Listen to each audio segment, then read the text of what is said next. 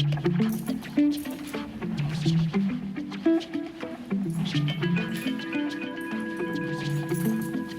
के लिए विज्ञान भैरव तंत्र का सूत्र है,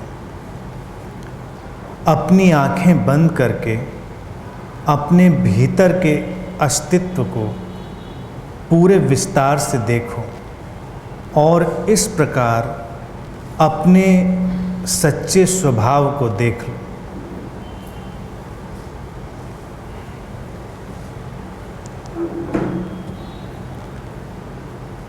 आज का सूत्र भी विज्ञान भैरव तंत्र के सारे सूत्रों की तरह बहुत सरल और बहुत ही रहस्यमय।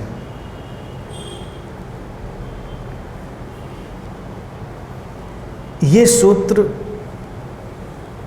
तुम्हारी आँखों के उपयोग के ऊपर आधारित है। आँखें हमारे अस्तित्व का एक बहुत ही रहस्यमय हिस्सा है। हमारे पूरे शरीर में आँखें ही एकमात्र ऐसा अंग है जो हमें इस दुनिया से भी और उस दुनिया से भी, दृश्य से भी और अदृश्य से भी, स्थूल से भी सूक्ष्म से भी, पदार्थ से भी और चैतन्य से भी, फ्रॉम मैटर टू कॉन्शियसनेस, जोड़ने का काम करती हैं। आँखें किसी भी व्यक्ति के व्यक्तित्व का सबसे महत्वपूर्ण हिस्सा है। एक व्यक्ति अपनी आँखों में बसता है, वो क्या है उसकी आँखें बताती हैं। व्यक्ति का जीवन कैसा है, उसका अंतरतम कैसा है, उसके अंदर क्या चल रहा है, ये सब तुम्हारी आँखों में प्रतिबिंबित होता रहता है, रिफ्लेक्ट होता रहता है। और आँखों का भाव तुम्हारी इच्छा से परे है, यानी कि तुम चाहकर उस पर नियंत्रण नहीं कर सकते। तुम कितने ही बड़े अभिनेता क्यों न हो, तुम कितना भी अभिनय करने की कोशिश क्यों न करो, लेकिन थोड़ी ही देर में तुम्हारी आँखें तुम्हारे भीतर की अवस्था को बयान कर देंगी। आँखें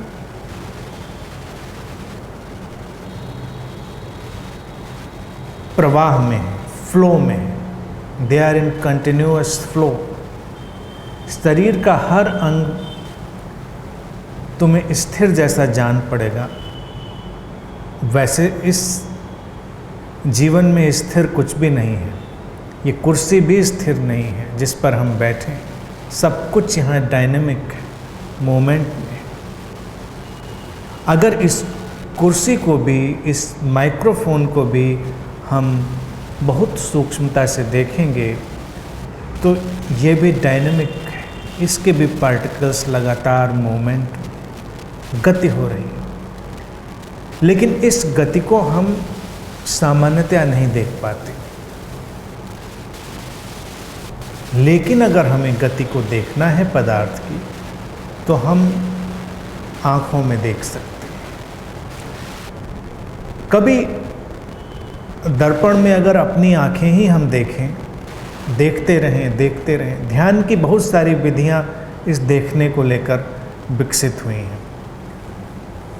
तो तुम्हारी आँखों में तुम्हारी पूरी जिंदगी बहती चली जाएगी।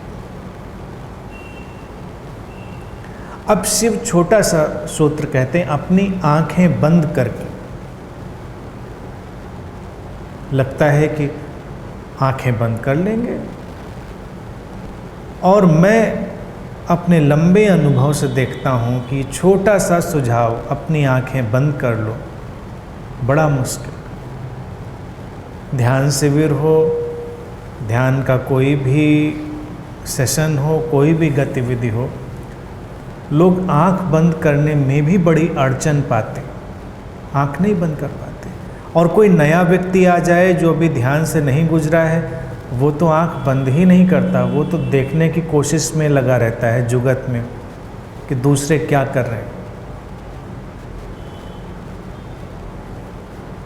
और अगर जो व्यक्ति ध्यान में गया है वो भी अपनी आंखें बंद करता है, तो बाहर का देखना बंद करके वो भीतर का देखना शुरू कर देता है।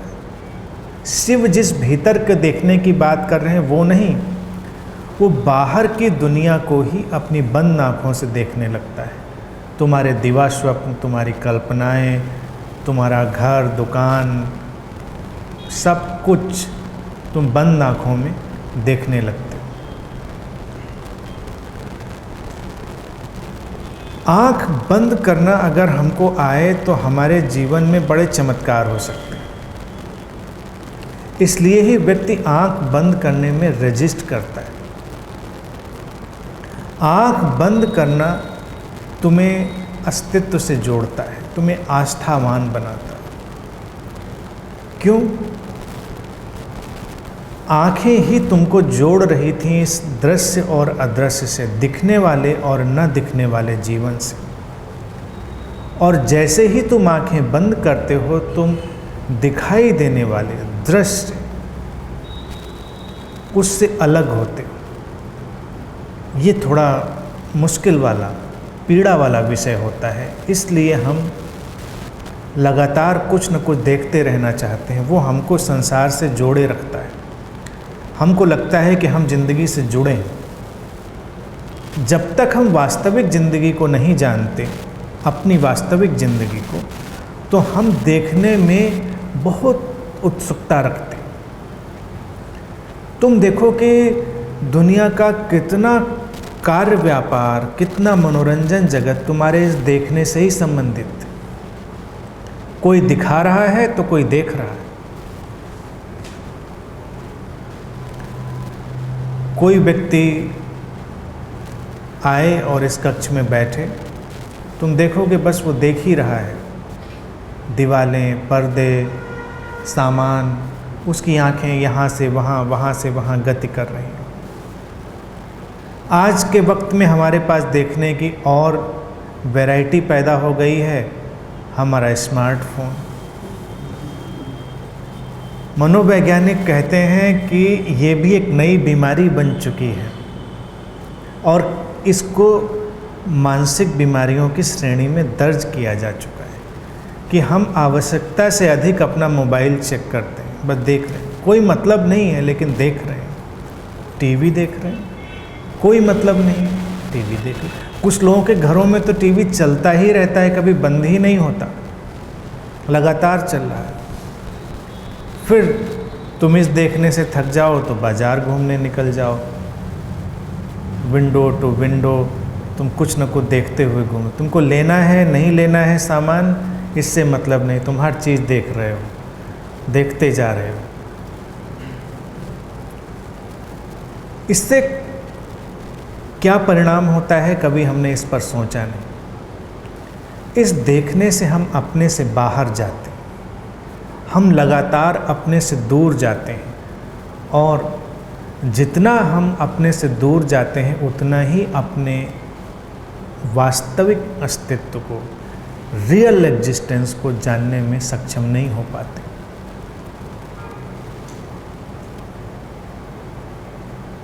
देखने से हमारी बहुत ऊर्जा भी खर्च होती है। आँखें इसलिए बहुत रहस्यमय चीज़ है। शोधों में जो रिसर्चेज हुई हैं उसमें पता चला कि हम तकरीबन 70% ऊर्जा अपनी आँखों के माध्यम से खर्च कर देते हैं देखने से। इसलिए ही आँख बंद करना हमारे विश्राम का, रिलैक्सेशन का एक बड़ा भारी जरिया है। अगर हम आँख बंद करने की कला या देखने का ढंग समझ लें तो शायद हमें उतनी नींद की ज़रूरत भी न रहे। नींद में प्रकृति कम से कम ज़बरदस्ती तुम्हारी आंखें बंद करवा देती है, लेकिन तुम इतने अभ्यस्त हो चुके होते हो कि तुम सपने देखना शुरू कर देते हो। जब तुम ज़्यादा सपने देखते हो तुम ज़्यादा थक जाते हो, अगर कोई व्यक्ति रात भर सपने देखता रहे तो सुबह बहुत एग्जॉस्ट उठता है। इसीलिए तुम्हें गहरी नींद की ज़रूरत होती है, जिसको योग सुषुप्ति कहता है, ड्रीमलेस स्लीप। जब तुम्हें कोई भी सपना नहीं आता है, तुम बहुत गहराई में कहीं उतर गए हो विश्राम के, रिलैक्सेशन, वो तुमको तरोताज़ा करता है, रिजुविनेट करता है। आँख बंद करने का अर्थ है अपने आँखों की गति को भी बंद कर देना। तुम देखोगे कि हमारी पुतलियाँ, हमारी जो आई बॉल्स हैं वो लगातार गति करें। हमारे विचारों से उनका रिश्ता है। अगर हमारे अंदर ज़्यादा विचार चलेंगे तो हमारी आँखें ज़्यादा चलेंगी। तुम झूठ बोल रहे होगे, तुम्हारी आँखें इधर उधर दाएं बाएं घूमने लग जाएंगी।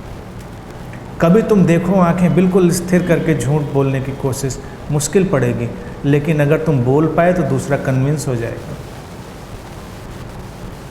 तुम्हारी आँखों की गति में ऊर्जा नष्ट हो जाती है, तुम्हारा झूठ पकड़ा जाता है। आमतौर से बचाना बड़ा मुश्किल है, लेकिन अगर तुम स्थिर आँखों से झूठ बोलने की कोशिश करो तो तनाव आएगा तुम्हारे शरीर में, लेकिन दूसरा शायद उससे कन्विंस भी हो। तो लोग इसका अभ्यास भी करते हैं।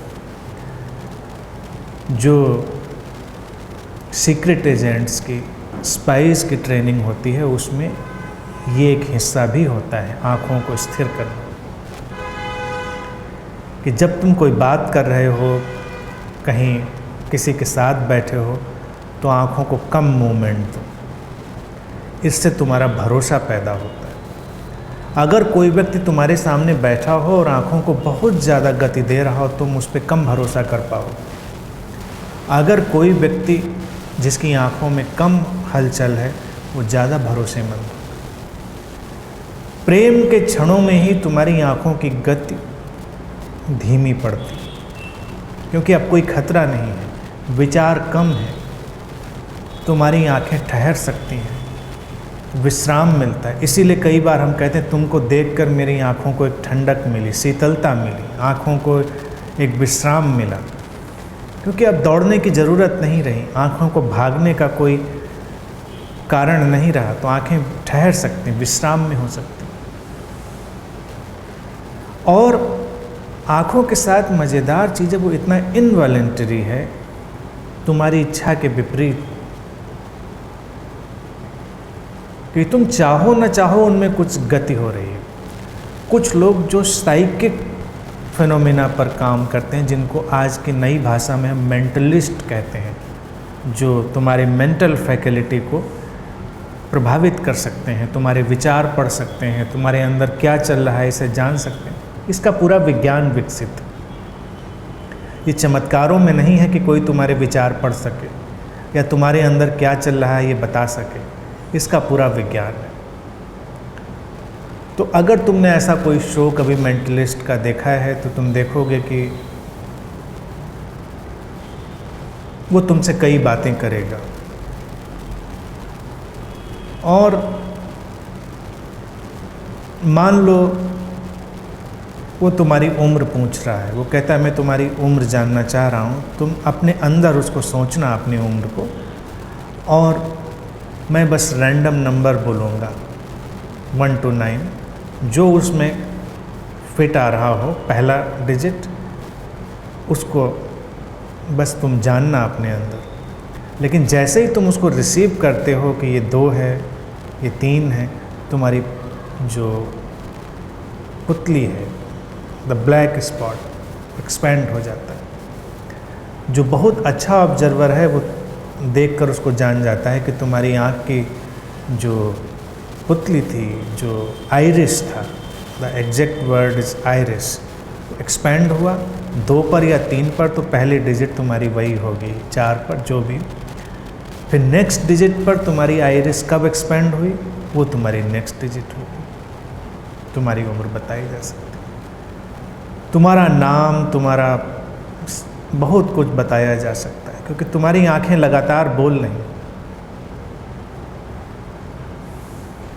तुम्हारी आंखें चुप नहीं बैठती। जैसे लाई डिटेक्टर होता है, ऐसे ही वो लाई डिटेक्टर का काम कर रहे हैं। लाई डिटेक्टर वाले तुम्हारा बीपी और तुम्हारा सब कुछ नाप कर देखते हैं।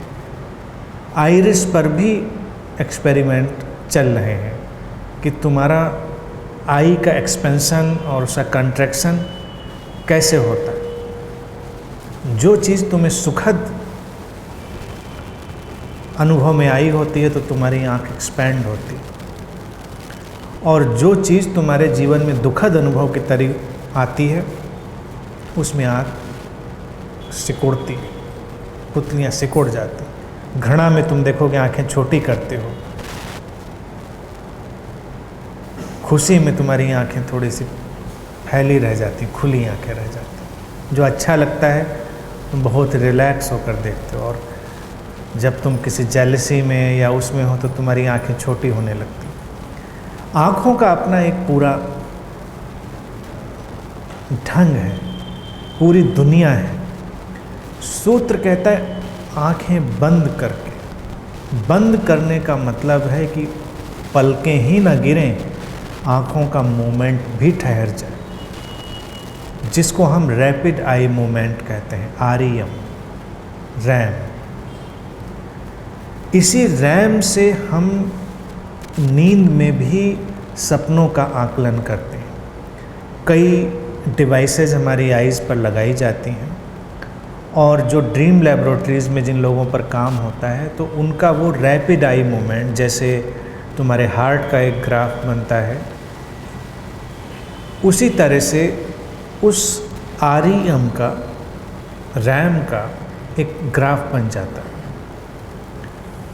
अनुभव से ये देखा गया है, इस पर काफ़ी रिसर्चेज हो रही हैं कि तुम खास किस्म के विचारों और ख़ास किस्म के सपनों में अलग तरह से आँख का मूवमेंट करते हो।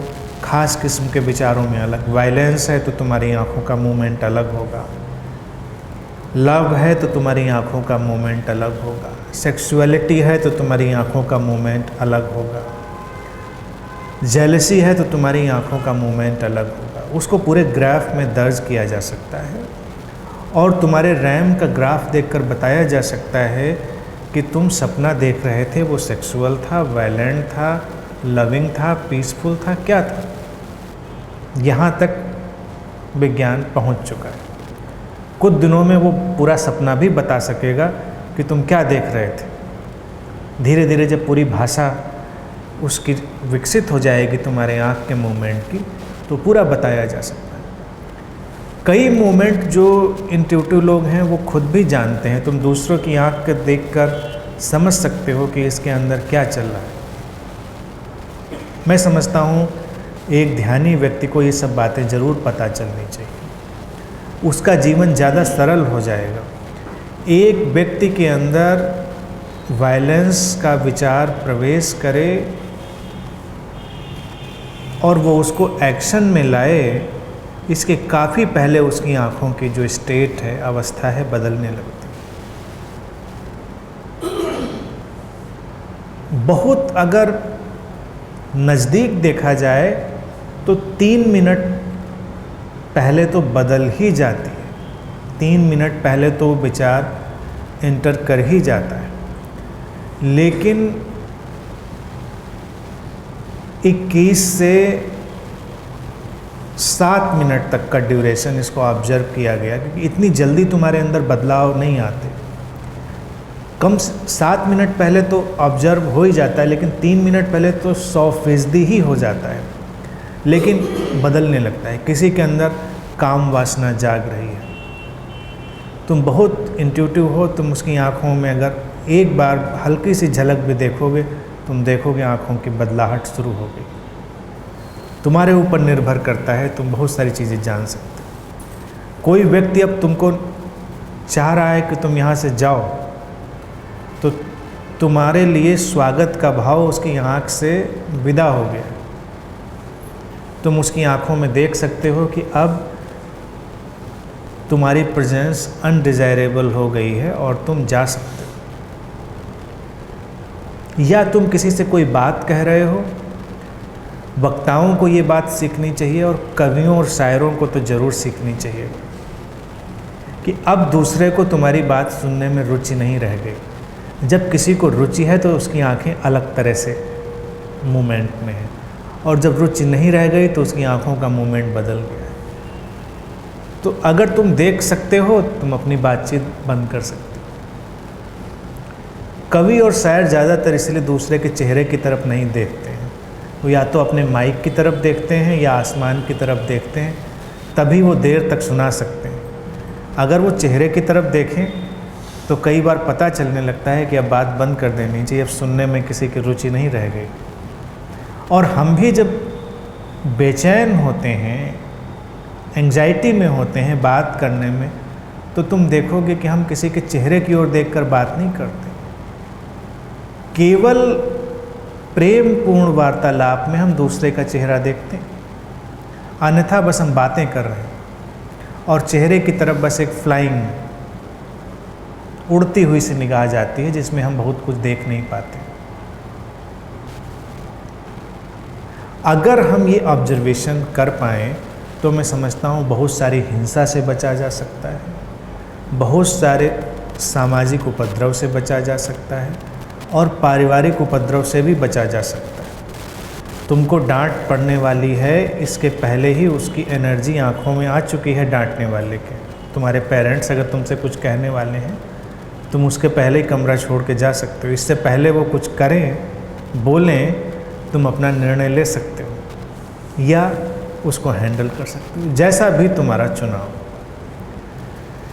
इस ध्यान में कहते हैं शिव की आँख को बंद करो, और बंद करने में उन्होंने अगला सुझाव नहीं दिया, वो यही है कि बिल्कुल पुतलियों को ठहरा लो, जैसे वो पत्थर की हो गई, स्टोन की हो गई, कोई मूवमेंट नहीं।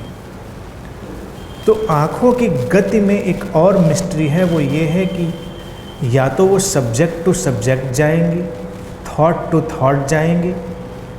इसीलिए हर व्यक्ति तुम देखोगे कि अपनी मेमोरीज़ की जुगाली कर रहा होता है, स्मृतियों की जुगाली, एक स्मृति फिर दूसरी स्मृति, जिसको कहते हैं सीन बाय सीन।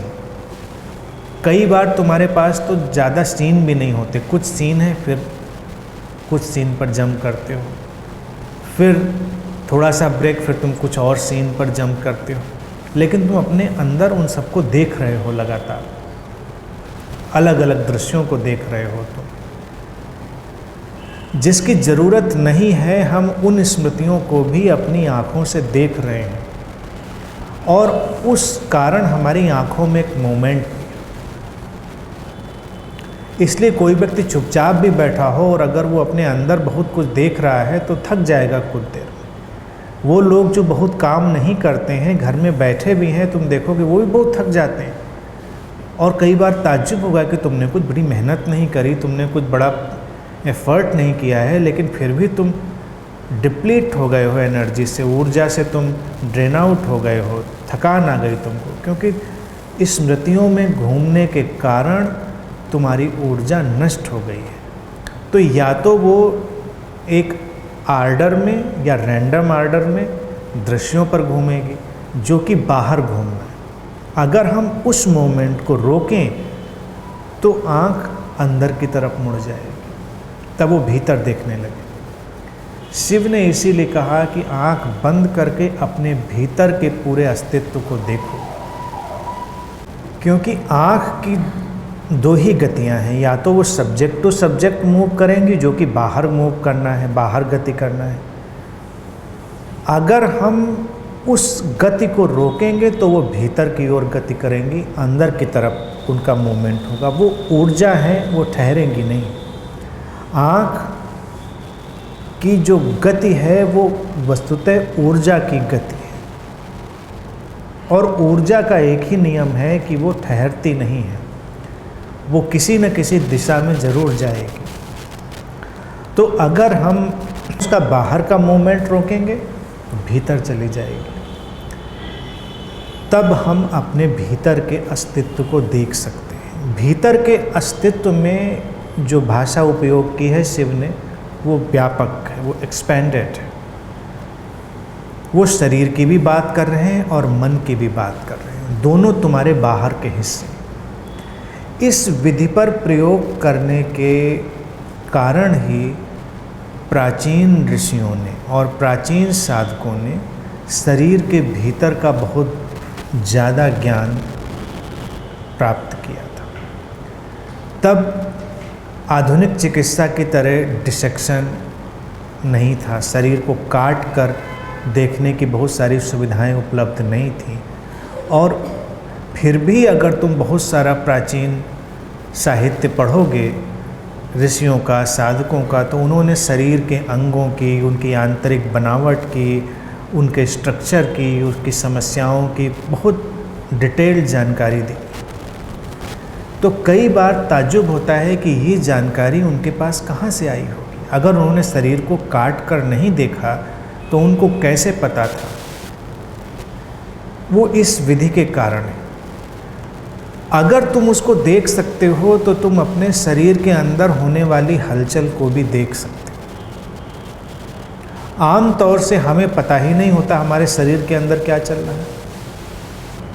आधुनिक यंत्रों के माध्यम से भी जब हम उसको स्कैन करते हैं तो वो वैसा ही निकलता है। लेकिन ये चीज़ें बताती हैं कि क्षमता है हमारे अंदर। हमारे अंदर बहुत सारी ऐसी सोई हुई क्षमताएं हैं जिनके बारे में हम अनभिज्ञ हैं। ये चीज़ें चमत्कारिक लगती हैं, लोग इनके मटेरियल उपयोग में लग जाते हैं। ध्यान और अध्यात्म इनके बहुत मटेरियल यूज में नहीं लगते, इसीलिए सरल सा सूत्र भी बहुत जटिल है। इस पर बहुत ही गहरे साधकों ने प्रयोग किया। आंखें बंद करते करते बैठते बैठते जब तुम्हारी पुतलियां बिल्कुल पत्थर की तरह स्थिर होने लगेंगी तब तुम्हारे विचार भी ठहर जाए। तुम्हारी आंखों की गति और विचार एक साथ चलते,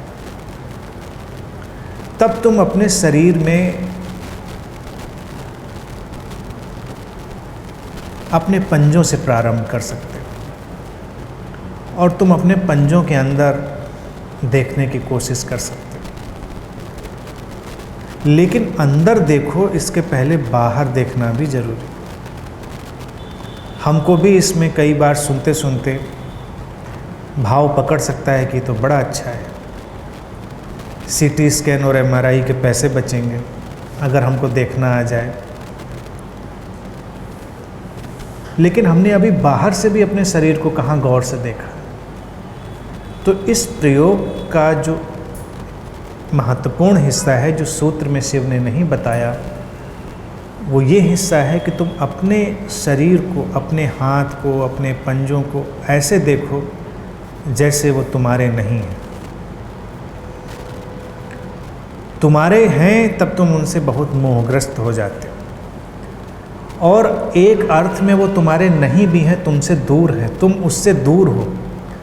तुमने इस शरीर को पहना हुआ है।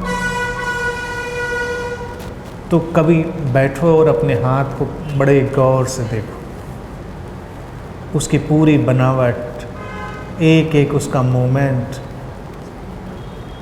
कभी अपने पंजों को देखो। पंजे तो देखे हुए लोगों को अरसा हो गया होगा, क्योंकि हम अपना चेहरा भी ठीक से नहीं देखते। अपना चेहरा देखो, आप मिरर के सामने जाओ, अपने आप को हर एंगल से देखो गौर से, और फिर धीरे धीरे अभ्यास बनाओ कि जैसे तुम किसी बाहरी शरीर को देख रहे हो। तुम अपने को नहीं देख रहे हो, तुम एक शरीर को देख रहे हो। जिस दिन तुम्हारा ये वाला अभ्यास सध जाएगा कि तुम शरीर को डिटैच होकर, अलग होकर, अपने से अलग होकर बस देख सको, उस दिन तुमको भीतर देखने की जो संभावना है वो जागृत होने लगे।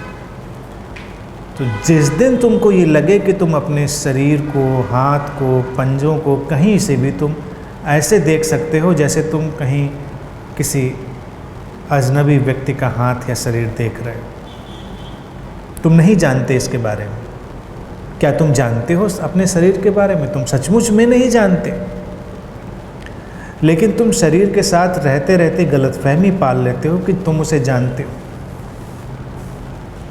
तो पहले तो उसको देखो बाहर से। जब वो भाव सधे कि उसको अलग होकर देख सको, तब एक दिन आँख बंद करो और अपने पंजों से शुरू करो। धीरे धीरे तुम्हें शरीर का अंदर का हिस्सा भी दिखाई देने लग सकता है।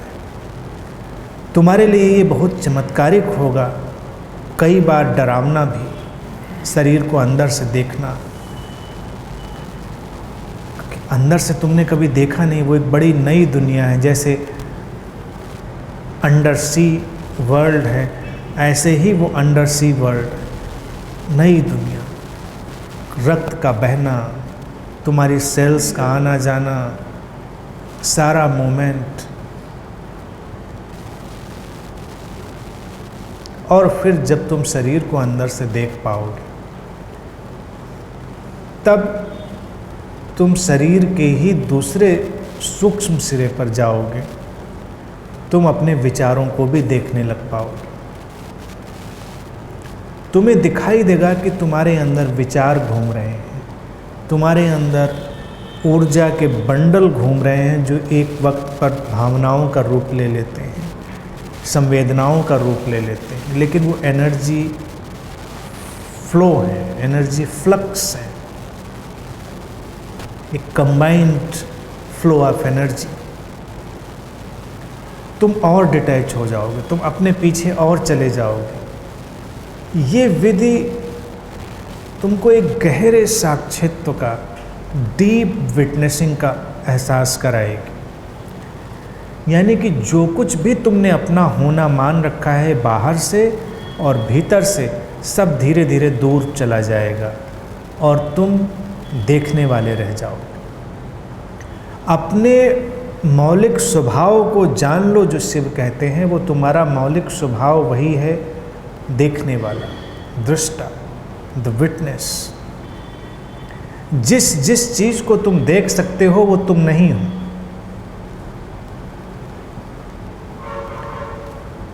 शिव इसमें इशारा यही करते हैं कि अपने पूरे अस्तित्व को देखो।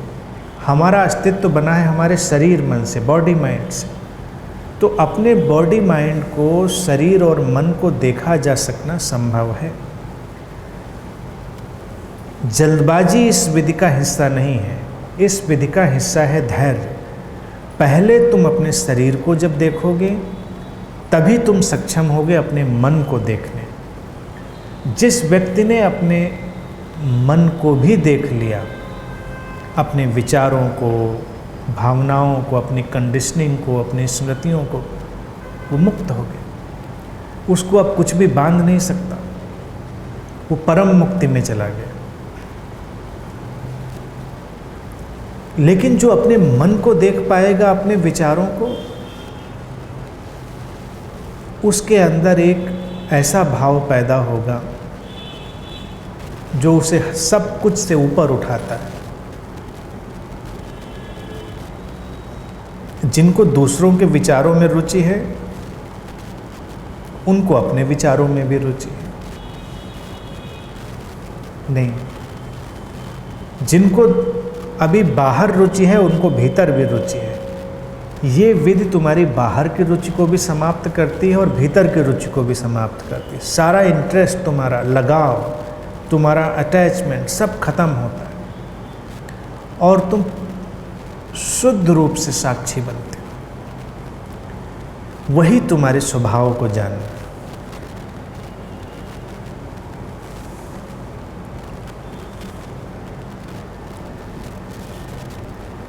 तो इस विधि पर धीरे धीरे प्रयोग करें, जल्दबाजी ना करें। ये विधि प्रयोग में लाई गई लेकिन बहुतायत में नहीं। इसको कम साधकों ने प्रयोग किया क्योंकि सरल थी लेकिन फिर भी बहुत कठिन थी। लेकिन जिन्होंने इसको प्रयोग में लाया, उन्होंने तुम्हारे लिए रहस्य जगत के बहुत सारे इशारे, बहुत सारे संकेत दिए।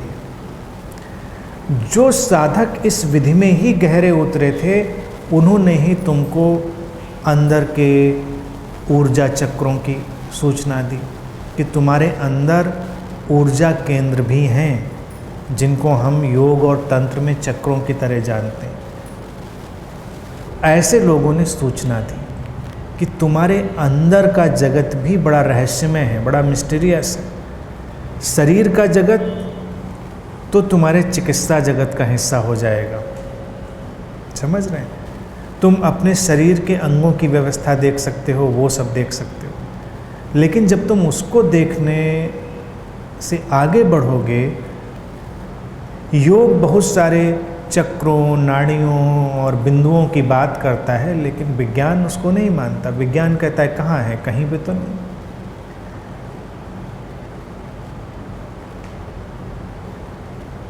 जानने वालों ने अंदर जाकर ही उनको खोजा था। तो इसलिए कोई किताब तुम्हारे काम आने वाले नहीं, वो सारी रद्दी में जाने वाली। जब तुम अंदर देखोगे तुम्हारे लिए कुछ नया दिखाई देगा। जब तक तुम्हें वही दिखाई दे जो किताब में लिखा है, तो तुम मानना कि तुम्हारी कल्पना है, प्रोजेक्शन है, तुमने कुछ नहीं देखा। फिर कुछ यूनिक जो पहले किसी ने नहीं देखा, वो तुमको अनुभव में आएगा। स्वाभाविक रूप से ये तुम्हारा फैंटेसी वर्ल्ड नहीं होगा, तुम्हारा कल्पना का लोक नहीं होगा कि तुम तरह तरह की कल्पनाएं देख रहे हो। ये वास्तविकता होगी, यथार्थ होगा, और वो तुम्हारे जीवन को बदलेगा। फोकस देखने पर नहीं है, फोकस इसमें जो देख रहा है उस पर है। लेकिन देखते देखते ही तुम देखने वाले पर लौटोगे। इसलिए मैंने कहा कि पहली शुरुआत करेंगे अपने बाहर से दूरी बनाने। शरीर को देखते देखते उससे दूरी बना लेंगे, और अगर विचारों को अंदर देखना है तो अपने विचारों को देखते देखते उनसे बाहर से दूरी बना लेंगे। जैसे अगर तुम विचारों को अपना मानने लगो बहुत, ये मेरा विचार, तो तुम विचारों को कभी देख नहीं पाओगे, वो तैर रहे हैं। सूक्ष्म रूप से सारे विचार यहाँ पर वातावरण में तैर रहे हैं, उनको देखा जा सकता है, उनको पकड़ा जा सकता है। लेकिन चूंकि तुम अपना विचार कुछ मानते हो, इसलिए तुम उनसे अनजान बने रहते हो। जिस दिन विचार बस विचार रह गया है, उस दिन तुम उनकी हलचल देख पाओगे, उन्हें महसूस कर पाओगे। पहले बाहर और फिर तुम अंदर। जब तुम अंदर देखोगे तब तुम हैरान रह जाओगे कि अंदर तो एक पूरी जादुई दुनिया बसती।